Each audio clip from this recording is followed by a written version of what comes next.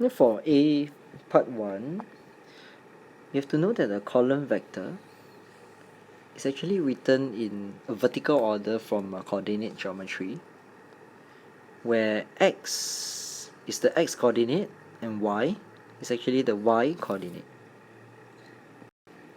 The first thing we have to do is actually to change the coordinates to column vectors.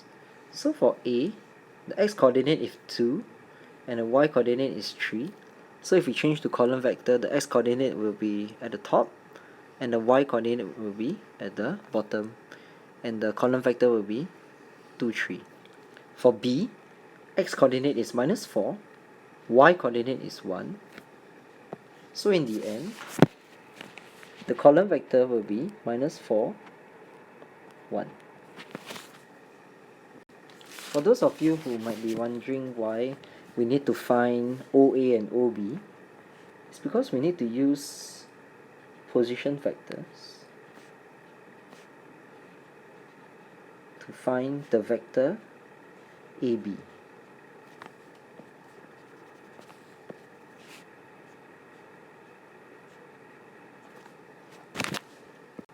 It's good to remind ourselves that the position vector is actually the back alphabet, which is OB, minus the front alphabet, which is OA. Then what you have to do is actually to fit in the column vectors for OB and OA, and then use the matrix subtraction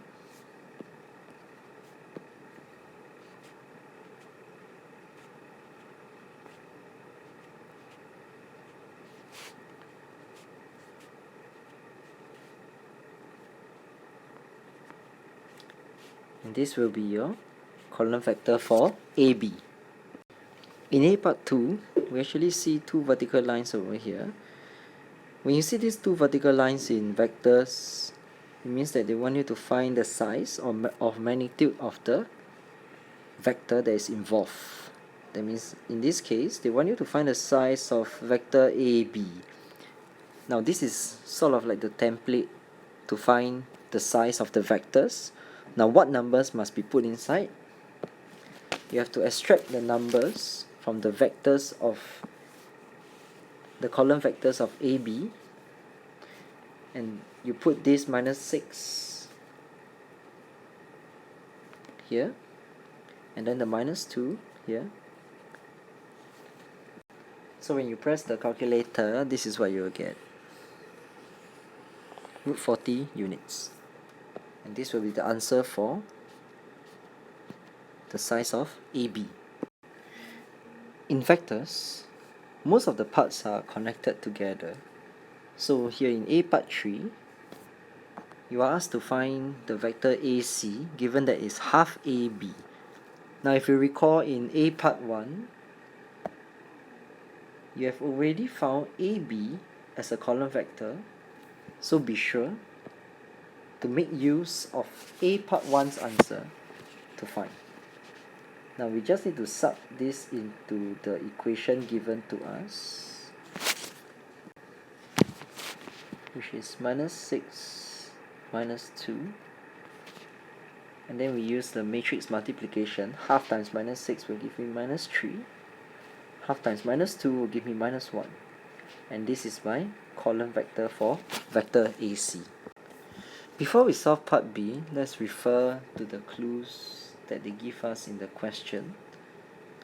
The first thing we have to do is to make sense of the clues given and relate it to the diagram that they have given us. For the first two clues, they say that OP is vector P, OQ is vector Q, which is as shown here, and they mention that OR equals to 4OQ. Now I'm going to write this equation here, and I'm going to do some manipulation to show you how is it related to the diagram. So from here, OR over OQ will be equals to 4 over 1. What does this actually mean? actually means that OR is 4 units and OQ is 1 unit. Taking into consideration that they actually lie on the same straight line, if you look at my cursor here, so what I will do is I will split OQ into 1 unit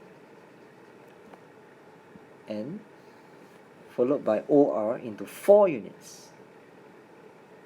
So this is further split into 3 units for QR, such that OQ is 1 unit and OR is 4 units.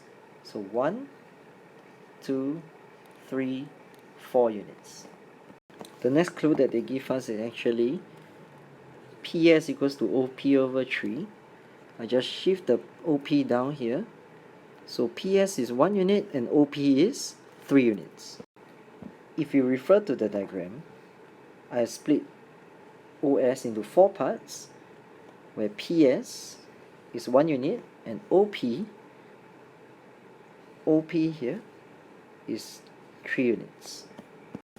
The last clue that you are given is this: PQ equals to 3PX.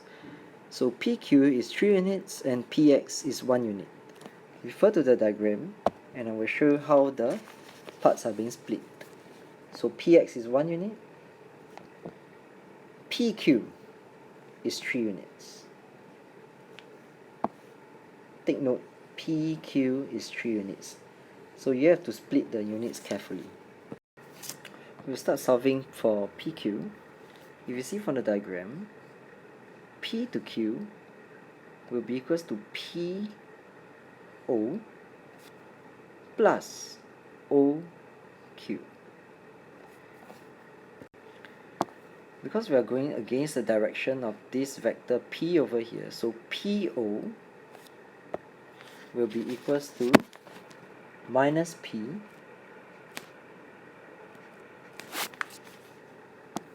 for OQ. We are going along with the direction for vector Q, so Q will be simply Q. This is the answer for vector PQ.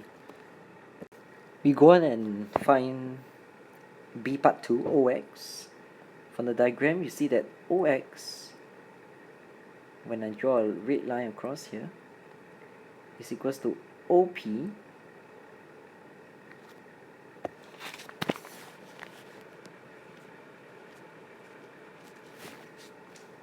plus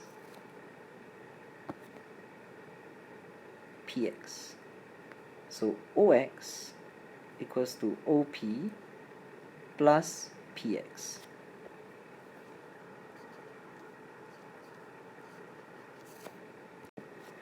Now we have the vector OP as shown in the diagram here, but we don't have the vector PX. How do we find PX? We have to look back to the question, and there's a clue here where they say PQ is equals to 3PX. If I shift the 3 over, I'll have PX equals to PQ over 3. Now, from B part 1, we found what is PQ. It's actually minus P plus Q. I'm going to put the positive Q in front.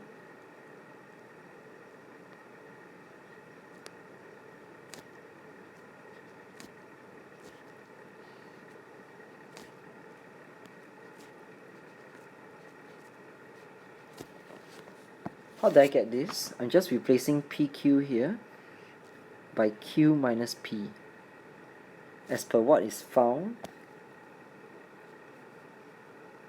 in B part 1. So now we have to find the answer for OX.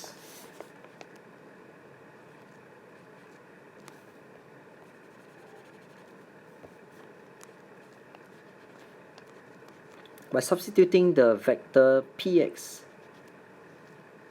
into the equation,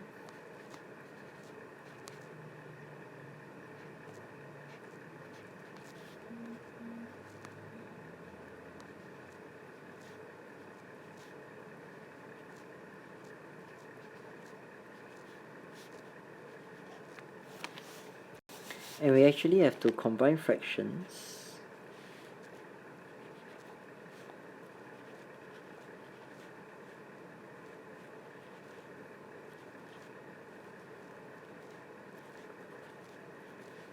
To get the final answer, 3p minus p will give you 2p plus q over 3. And this will give you the answer for OX. For B part 3, if you want to find RS, if you look at the diagram, it's from R to S, is equals to R O plus O S. Once again, RS will be equals to R O plus O S.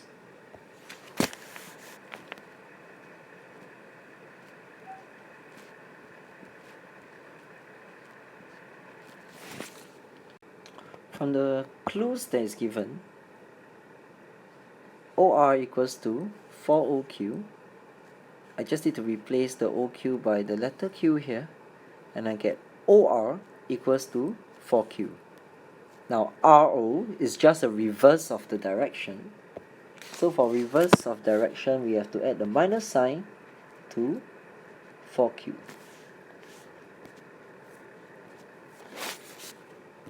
In order to find OS, I need to make use of the clues in the question. PS is equals to OP over 3. Now I'm going to use position vectors again to split this up into OS minus OP equals to OP over 3. Now OS will be equals to OP, which is P over 3, plus OP, which is P. Now this is actually equals to 4 over 3 P.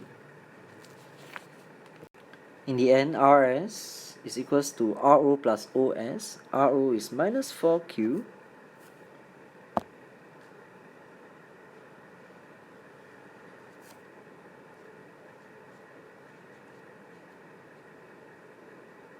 plus OS. OS will be 4 over 3 P. And this will give you the vector for RS. For C part 1 is given that Y lies on RS such that YS is 1/6 the length of RY. So what we have to do is actually to split the line RS into several parts. So if YS is 1/6, means YS is 1 unit, and RY is actually 6 units. So 2, 3, 4, 5, 6.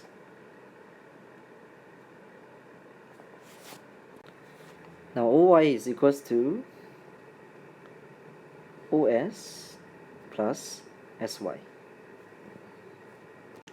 OS in the previous question, previous parts, we have found OS to be 4 over 3P, and so we need to find SY. From the previous parts, we know that RS is minus 4Q plus 4 over 3P. Because we want to find SY, we need to change the direction of RS into SR. So to change the direction, SR will be multiplying negative on this expression. So from minus 4Q will become 4Q, plus 4 over 3P will become minus 4 over 3P. Because SR is split into 7 units, if you want to find SY, we need to use SR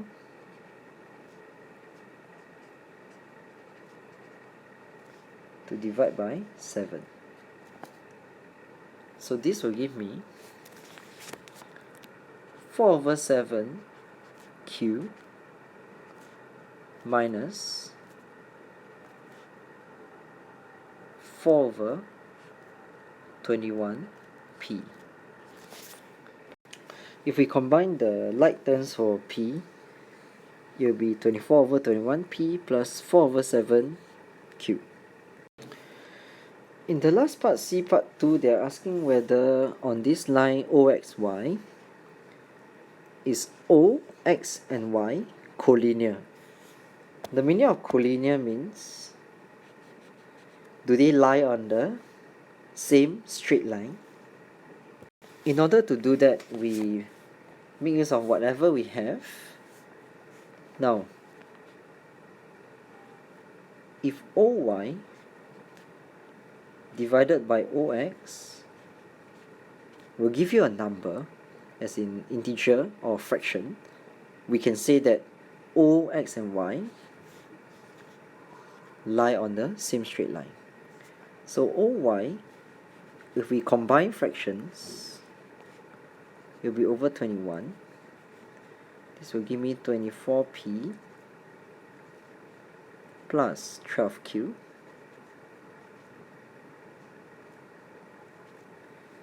And then OX will be, if I change to the same denominator of 21, it will give me 14p plus 7q.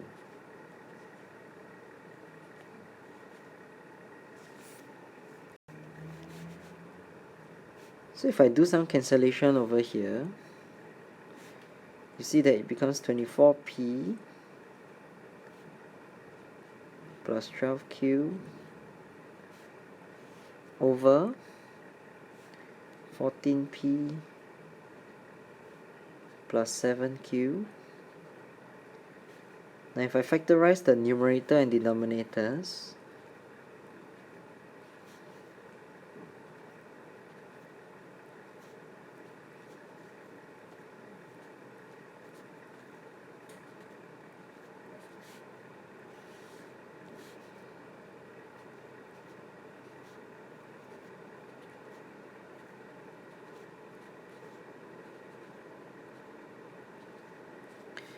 you see that I can actually cancel off the common term and you have a fraction.